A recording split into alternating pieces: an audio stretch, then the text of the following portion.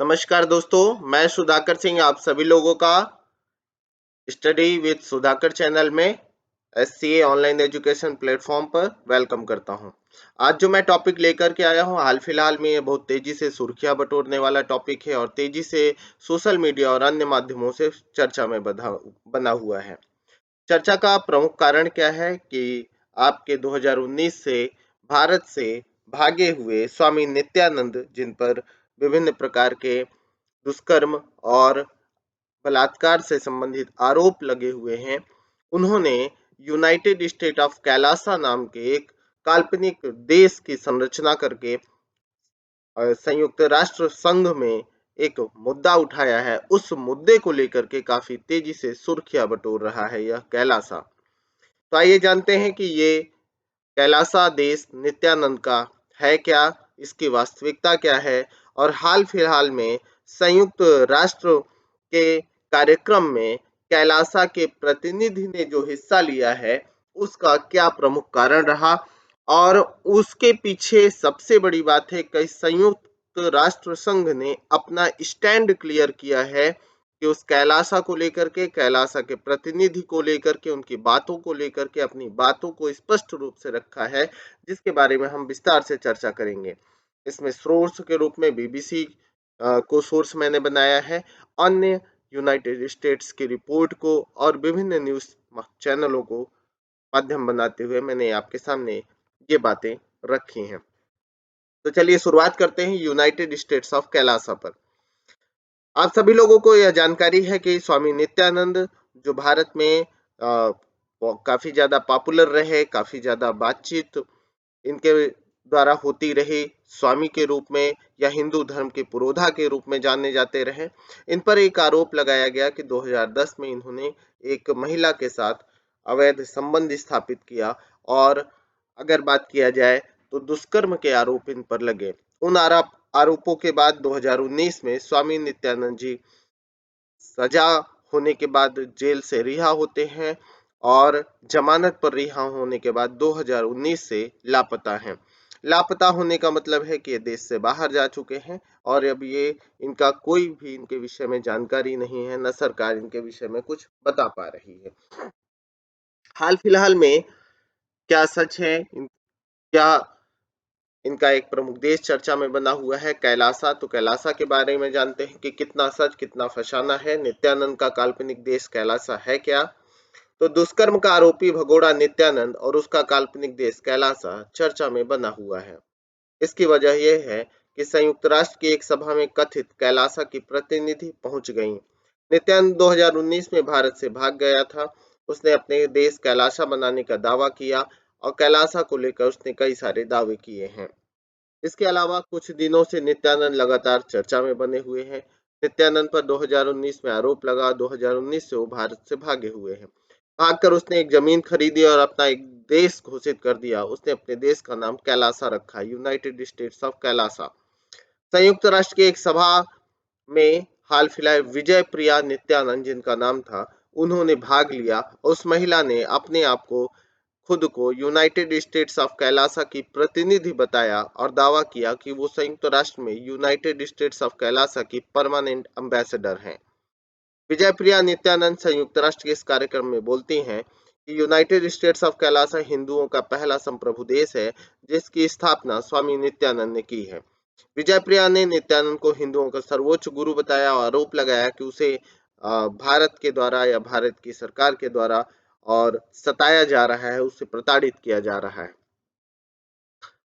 दरअसल उसी भगोड़े जो नित्यानंद ने है, उन्होंने ट्वीट किया था कि उसके यूनाइटेड स्टेट्स ऑफ कैलासा के सदस्य ने संयुक्त राष्ट्र की एक मीटिंग में हिस्सा लिया और ये मीटिंग जनेवा में हुई। उसने यूएन जनेवा में यूनाइटेड स्टेट्स ऑफ कैलासा जनेवा में यूएन की economic, social and cultural rights and sustainable development पर चर्चा में यूनाइटेड स्टेट्स ऑफ कैलासा ने हिस्सा लिया। ये उन्होंने ट्वीट किया नित्यानंद ने। इन्हीं सब बातों लोग को लेकर के अंतर्राष्ट्रीय स्तर पर और भारतीय स्तर पर सवाल उठे।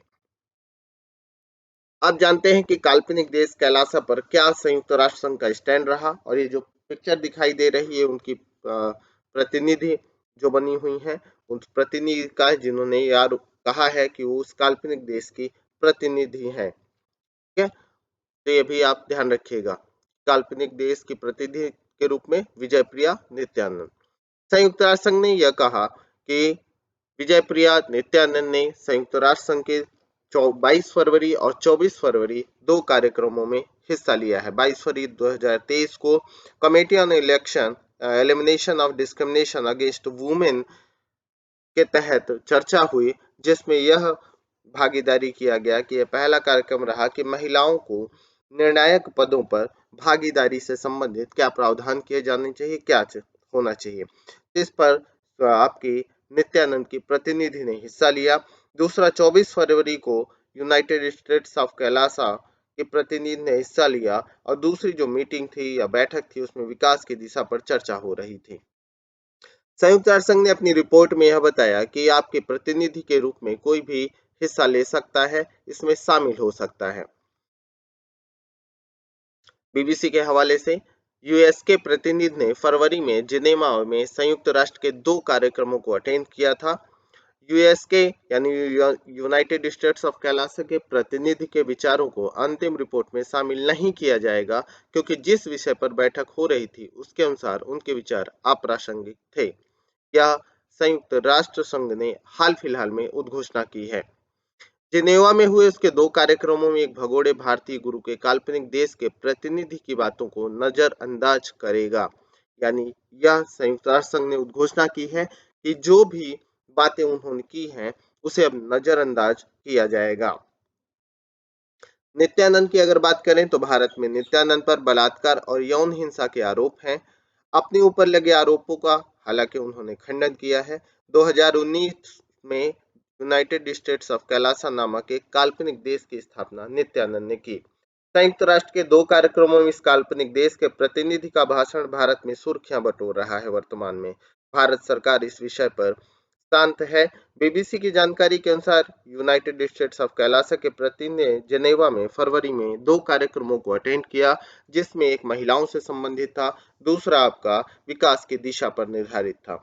इस पर विजय प्रिया नित्यानंद, जिन्होंने अपने आप को यूनाइटेड स्टेट्स ऑफ कैलासा की संयुक्त राष्ट्र की प्रतिनिधि बताया, उन्होंने बताया कि जो कैलासा है यह नित्यानंद द्वारा स्थापित एक संप्रभु हिंदुओं का पहला राष्ट्र है। इसमें पूरी तरीके से सभी लोगों को मेडिकल सुविधाएं फ्री हैं, खाने पीने की सुविधाएं फ्री हैं, हर प्रकार से सारी सुविधाएं वहां दी जा रही हैं और किसी भी प्रकार से किसी को कोई तकलीफ नहीं है। और साथ में भारत पर आरोप लगाए कि भारत के द्वारा स्वामी नित्यानंद पर विभिन्न प्रकार के आरोप लगे हैं जो गलत हैं और वह आरोप उन्हें प्रताड़ित या सताने के लिए लगाए जा रहे हैं। इसके अलावा इन सारे कारणों से भारत में यह चर्चा में बना हुआ है, तो आप सभी लोग विशेष रूप से इस बात को ध्यान रखेंगे। इसके अलावा बात किया जाए तो विजय प्रिया नित्यानंद के इन आरोपों का खंडन करने के मामले में भारत सरकार की तरफ से कोई स्पष्टता नहीं रखी गई है। साथ में संयुक्त राष्ट्र के कार्यक्रमों में जब कैलासा के प्रतिनिधि ने हिस्सा लिया, उसके बाद संयुक्त राष्ट्र ने अपना जवाब, अपना पक्ष रखा और कहा कि भगोड़े भारतीय के प्रतिनिधि की बातों को नजरअंदाज किया जाएगा और उनकी किसी भी प्रकार की बात को संयुक्त राष्ट्र संघ के विषयों में या मुद्दों में शामिल नहीं किया जाएगा, क्योंकि वह पूरी तरीके से अप्रासंगिक हैं। तो अप्रासंगिकता को लेकर के यह कहा गया है संयुक्त राष्ट्र संघ द्वारा कि वह किसी भी प्रकार से कोई भी इनकी बातों को स्वीकार नहीं करेगा। अब बात करते हैं कैलासा की, तो कैलासा ऐसा माना जा रहा है कि इक्वाडोर के पास स्थित किसी द्वीपीय क्षेत्र में स्थित एक नया काल्पनिक देश है जिसे कैलासा नाम नित्यानंद ने दिया है। तो खास करके इन्हीं सब कारणों से यह सुर्खियां बटोर रहा है। हालांकि इक्वाडोर ने पहले ही स्पष्टता दे रखी है कि उसके यहाँ किसी भी प्रकार से उसने किसी भी नित्यानंद नामक व्यक्ति जैसे अपराधी को या आरोपी को अपने यहाँ शरण नहीं दी है। तो इस प्रकार से आप सभी लोग विशेष रूप से बातों को ध्यान रखेंगे। आप सभी लोगों का बहुत बहुत धन्यवाद इस वीडियो को देखने के लिए। Thanks for watching. चैनल को लाइक करिए, शेयर करिए और सब्सक्राइब जरूर करिए। मैं सुधाकर सिंह आप सभी लोगों से इस वीडियो के साथ विदा लेता हूं। नए वीडियो के साथ, नए टॉपिक के साथ फिर मिलेंगे। Have a good day.